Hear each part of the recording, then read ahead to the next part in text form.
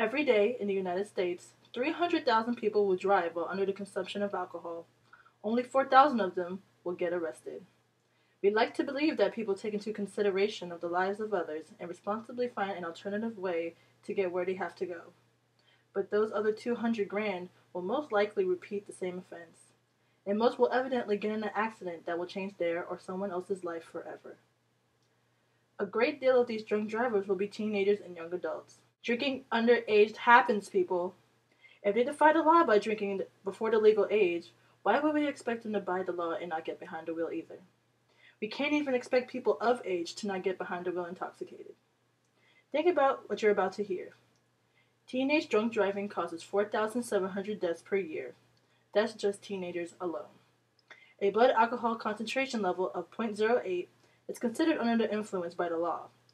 And even at lower alcohol levels are people immobile and unable to function as they would if they were sober.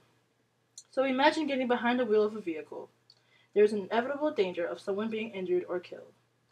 If we were sober, we wouldn't drive like maniacs and put people in danger now, would we? But while under the influence, we just don't have that control. We don't have the intuition to rethink about our actions. And besides harming everyone on the street while you're intoxicated, what happens if you get arrested? The consequences can range from thousands of dollars in fines to suspension of your license to even having to spend jail time.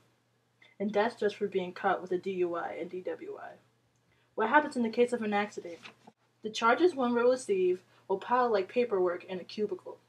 Not only will you receive DUI charges, but also the chances of reckless driving, manslaughter, and even murder charges are taken into consideration.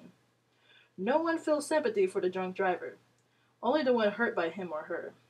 There is zero tolerance for drunk driving. If the law has no tolerance, so should the driver. Take a taxi, call a friend, find a ride. There are so many other ways to get to where you must go without getting behind the wheel yourself.